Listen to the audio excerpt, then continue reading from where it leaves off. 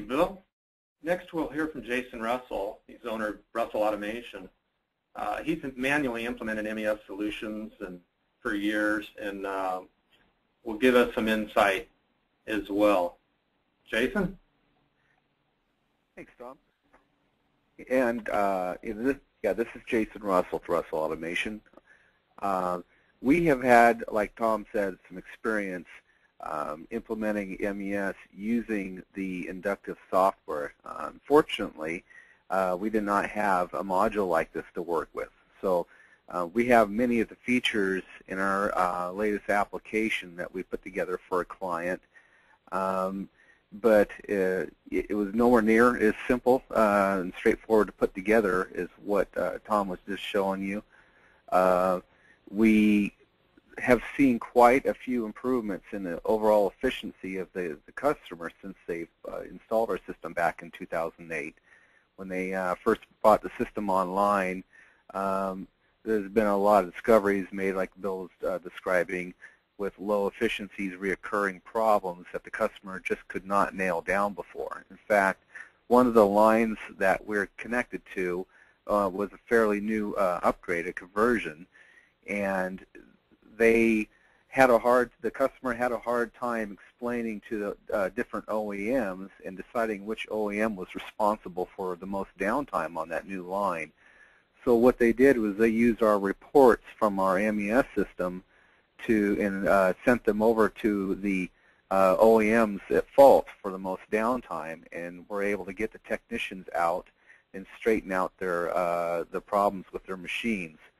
And very, very rapidly, they're able to boost the efficiency of the line. And since then, it's been a maintenance troubleshooting tool. When there's excessive downtime, as it happens, they're able to identify it and get someone out to tune the machine, take care of the problems, to keep the efficiency up through the rest of the day. The reports are very nice. They're able to pull them up on the different managers' computers throughout the plants. The general manager could see what's going on. And one of the interesting side effects when the system was first installed in 2008, we expected there to be a little bit of disgruntledness going on within the employees, a little bit of a bad attitude, feeling like they're being watched by Big Brother or what have you. But we found that the employees were very happy that the system was installed. They felt like they were empowered with tools to help correct problems that were harder to identify before. And the attitude was very, very positive. They felt there's a little bit more of a team effort to increase the numbers. They're very proud of their efficiencies. They're displayed clearly on a big LCD flat panel screen in the production area. And we felt that the attitude helped boost efficiency as well. And when their managers could see the higher scores of their line efficiency and their production counts, the morale was a little bit better throughout the plant too. So that was a kind of an unexpected but interesting side effect of the installation. And also with our system, using the software, we're also able to tie into the customer's ERP system and connect all the way up to the top so the customer can push down the inventory and update the inventory information based off production as well. A lot of these features that I'm seeing Tom show everyone, I have a lot of respect for how much work that goes into putting that all together from having to do it ourselves. And I could tell you that they're very valuable from a user's perspective, as Bill can tell you there. But I think the system is very valuable. It'll pay for itself in a very short period of time based on my other installation experience, and something that should be carefully considered for anyone who wants to boost their efficiency of the lines. And thank you very much, and back to you, Don.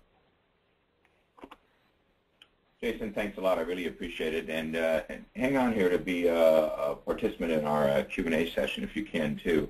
We have a tremendous number of questions, and I want to make sure that we get a chance to get to as many as we can. But I will say this at the outset, because I think we're probably going to run out of time before we get to all these questions, but we'll go just a few minutes over. But we will get to the questions and get back to you, both our team here that's on the call and also our account executives, to make sure that if your question didn't get answered, you will get a response back from us. But just to get a couple of things answered as we can get started here. Travis, let me just ask this one to you. Will the new modules have the same demo 2-hour trial period? Question from Daniel. Yes, definitely. Ignition right now runs in 2-hour trial mode, which means you can run it for 2 hours, and then afterwards it'll time out, and the client will you can shut down the client and restart the timer period. And the same goes with the new modules for the mobile and for the OE. Great, thanks, Travis. And then I'll try and move through these fast, but we want to make sure we give a thorough answer where needed to here. Mohamed Abu Ali has a question here. Tom, I think I'm going to throw this your way. What type of ERP systems can this MES system connect with? How we connect to the ERP systems is, through some sort of medium like the database.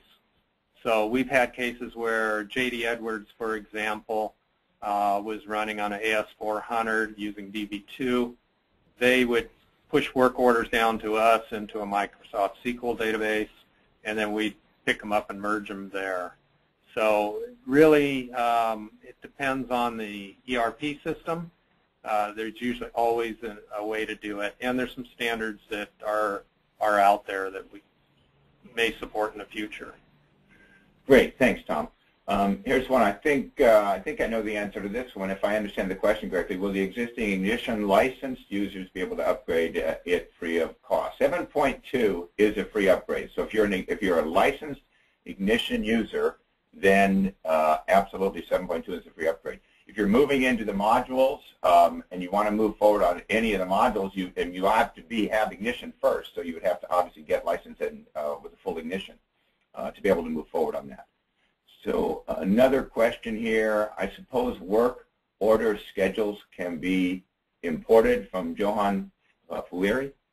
Yeah. Yes, they can be. Okay, great. Let me see. Is any? I'm just going down this as we go along. So, what tags do you need from each line to track OEE? Availability, downtime, and rate. How we do that, very minimal information out of the PLC. We need a production count. That production count just rolls over, and we also need a machine state. Other information could be brought in, and they would be user-defined points, but it's not required. So that's the minimum number of points, and from that, you start getting your case rates, you start getting your efficiencies, and so on and so forth. Good. I'm just going to, I'll throw this out maybe to you, Tom, and if anyone else wants to comment. What a timing.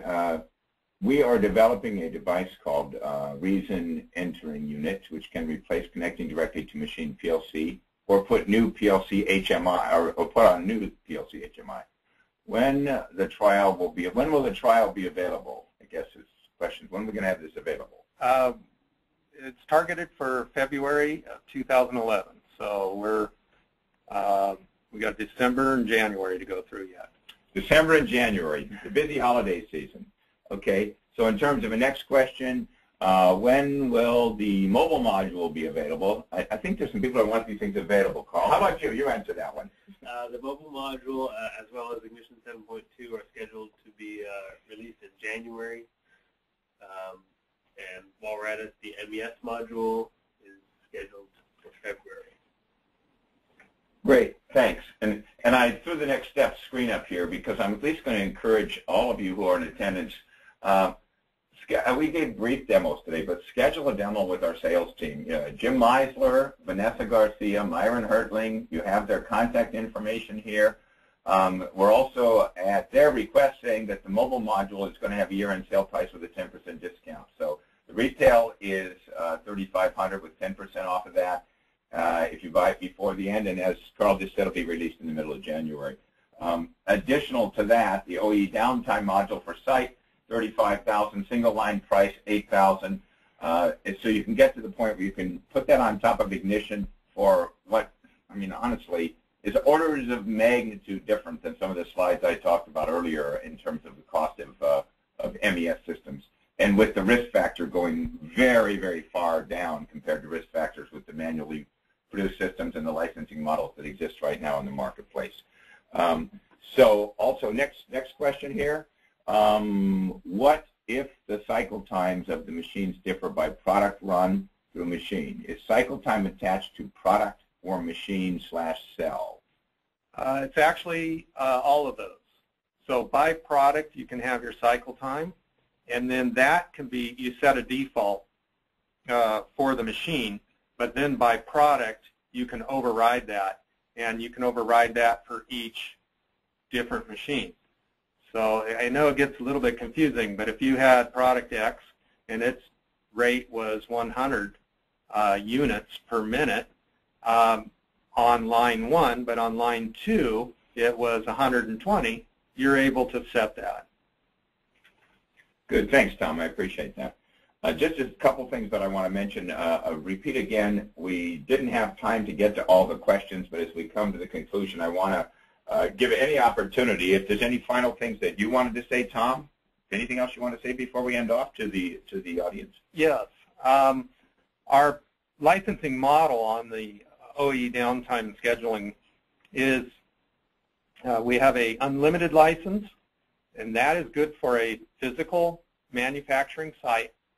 As many lines or processes that you have, as many cells as you have.